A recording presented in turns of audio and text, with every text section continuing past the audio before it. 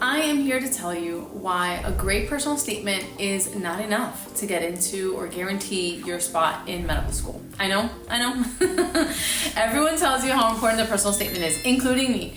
So I know I am invested in the personal statement. However, if you are just focused on this one part of the application, you're missing out on so much more opportunity to showcase key traits and really show a multi-dimensional application. So that's what we're going to focus on today. Meet Sophia. We worked a couple cycles ago and I still remember her personal statement. I still remember all our brainstorming ideas. I love to brainstorm widely because the content you won't use in your personal statement will be for secondaries, can even be for activities.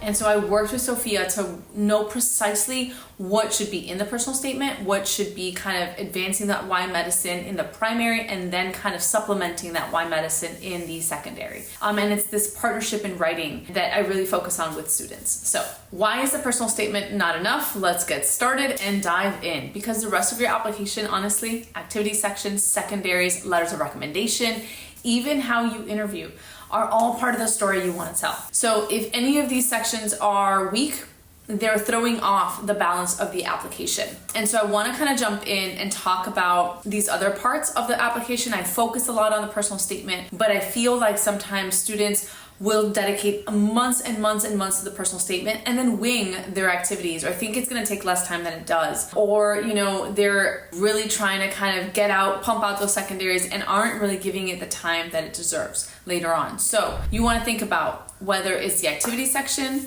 Actually, let's start there. You get 15 activity section, right? Research, clinical experience, volunteer work, leadership roles. All of these alone, you are going to pick 15. You can combine a couple if you have more than 15, right? You have 700 characters for the AMCAS, and that's where kind of like you're really showcasing your values, right? And then 3 of them you will select as most meaningful, which will get their own additional 1325 characters. So it's not about just what you did. It's about why it was meaningful. And I say this not just for the 3 that you're flagging as most meaningful, but also for most of them. So you want to show what you contributed, how it impacted you. So for example, a student wrote, assisted in a lab research treatment for type 2 diabetes. This was just kind of like, spitballing to start. And this is factual and this is great. But you want to kind of start reworking that to start casting a wider net. Contributed to research on type 2 diabetes by analyzing patient blood samples and reviewing clinical trial data. The experience fueled my intellectual curiosity about the intersection of molecular biology and patient care, leading me to dive deeper into the understanding of the genetic factors that influence metabolic disorders. I brought this lesson into my work with Maida, who was a member of a clinic I volunteered at. So kind of show, your intellectual curiosity in action, show how the kind of learning experience shaped you and how kind of maybe it connects to your Y medicine or connected to kind of like you taking another step. Another thing is to show empathy in your activities section. So let's say you volunteered at a hospice. I will see something like, I volunteered at name the hospice, assisting patients and helping with meal distribution. My responsibilities included XYZ. I led games and made sure that everyone felt connected to their family member who was there, did peer kind of family support group. But it was very factual. It was very either I did this meal distribution for patients or I did this for the families and kind of like helped to feed patients who were too weak to feed themselves. You want to make sure that you go beyond what you did, right? So in the middle, maybe you zoom into a patient story. Maybe if you have a patient story in the personal statement, you're using another one here. You want to make sure that you're,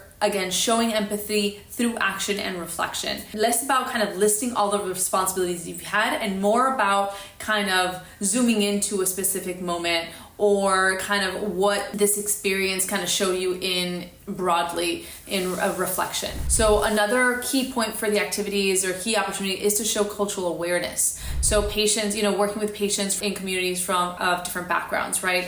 Show how you've learned from this experience, how you've deepened your cultural awareness. I can see something like from a student while volunteering at a free clinic, I encountered many patients from immigrant communities who face language barriers. Recognizing their discomfort, I worked closely with a Spanish-speaking nurse to ensure patients understood their treatment plans. This experience taught me how critical culturally sensitive care is and inspired me to continue learning about how healthcare can adapt to meet the patient's needs. I like it, but I still think it kind of is a little too generic.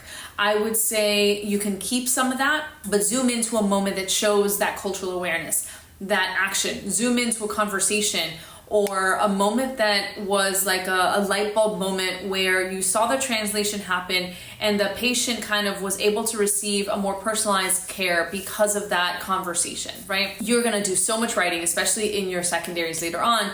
Don't lose any of the kind of language and lines that you like, but you don't use, right? Kind of save word bank or phrase bank lines that you can kind of use later, especially once you kind of submit your primary and you start pre-writing. You can start pulling from there. So all of those traits you want to kind of bring into your secondaries, but another one for secondaries could be intellectual curiosity. You can do that through research. So an example, one of the reasons I am particularly drawn to whatever program, Mayo Clinic, Mount Sinai, it's focused on integrating technology with patient care. I'm excited about the opportunity to give the name of a specific program or research lab at that medical school and further explore how artificial intelligence can improve diagnostic accuracy in rural areas, a passion I developed while working on a telemedicine project during my undergraduate years. And then you go into that specific moment. So you want to make sure that when you are doing research, when you're doing intellectual curiosity, where it's like, you're pursuing kind of topics that are of interest to you, that you're kind of connecting them to patient care, connecting them to how you have moved in a space or cared for someone differently. So you're putting that knowledge in action. So another kind of common secondary I see that you want to kind of prepare for is what challenges have you faced? Here you can dive into that personal resilience and empathy. A lot of times in a previous, I think it was last week's video or something where I talked about like, you want to be vulnerable. You want to show how you've kind of like met challenges head on and you've grown, demonstrated resilience. But sometimes that doesn't belong in the personal statement because you have questions like this in secondary sometimes. You want to show resilience, empathy, growth. You want to show kind of vulnerability, but also your ability to adapt and learn and change, kind of lacking ego and change processes to kind of get a better grade, to have better feedback at work, or whatever kind of setback or challenge that you're talking about. Really kind of think about 30-70, 30% discussing the problem and the setbacks, 70% reflecting on what you did to change or improve or grow, and how you will kind of bring that lesson forward to your future career as a medical student. If you're starting your application and are starting to kind of get a little worried about, am I being too repetitive? Am I not connecting things enough? I work with students from personal statement all the way through to interview prep. If you'd like to kind of learn about how I work and if we're a good fit, definitely kind of, complete our application. It's very brief, and schedule your free call. Link is in the description and we'll go from there. Another tip I want to give you guys is collaboration in medicine, or kind of showing collaboration in secondaries. Collaboration, teamwork, that is integral to medicine, right? You want to kind of think about showing something similar. Like while running a student outreach program, I collaborated with students, local physicians, and community health workers to provide free screenings and education to underserved populations. Working with a diverse team taught me the importance of effective communication and mutual respect. We successfully helped over 100 people access preventative care, and this experience reinforced my commitment to medicine, a commitment that is based on collaborative, community-focused healthcare. So I like it as a first draft. I would like to see it. I would like to see that kind of example, right? And sometimes your secondaries, especially, are going to be super, super brief and short. Sometimes they're going to be super long. So it really kind of depends on, how much space you have. But whenever you can anchor something in an example, that is always going to be much stronger. Letters of recommendation, a key aspect of your application, right? Faculty members, and I've been in the kind of, academic side where I was asked every cycle or every year, every semester to write letters of recommendation for former students. Faculty see a lot of students, even if they have very fond memories of who you are, what your contributions were to the class. It's always helpful to reinforce that.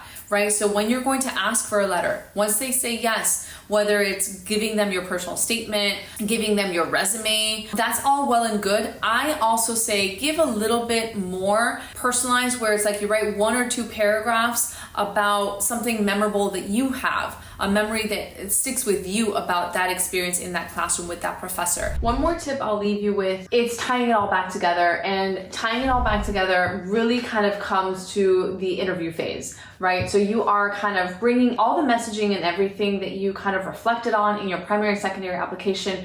You really want to kind of synthesize and bring together in your interview. So for instance, intellectual curiosity, your why medicine. I have an example of a student where they talked about their intellectual curiosity and how like they were fascinated by genetics and how the body works, and realizing how much they did not know after they took their first biology class. And so they took on an independent research project, and they realized the thrill of discovery was something that they wanted to really bring to the medical career. So their why medicine was kind of born from this very specific kind of hunger for knowledge, and to translate that into patient outcomes. Really kind of try to anchor the same way that you've been anchoring your personal statement, your primary, secondary essays in examples and moments in your life. Really try to kind of bring that. I know sometimes students are like, I'm just getting started on the application. The interviews feel like they're light years away, but really they come faster than you know. So for any biggie questions like the tell me about yourself and how do you prepare for those, I'll link a video up top that I did last cycle that still holds true. But really kind of think about, I guess, to recap today's video is think about your application holistically. Don't think about your personal statement in a vacuum, and then I'll get to the other stuff. Really think about how you are going to craft an application that has themes woven through the entire application. If you are interested in learning how I work with students, definitely get on my calendar. The link is in the description, and we can go from there and see if you're a good fit. Thank you for watching. I appreciate you. Give us a like, and I will see you soon. Have a good one. Happy writing.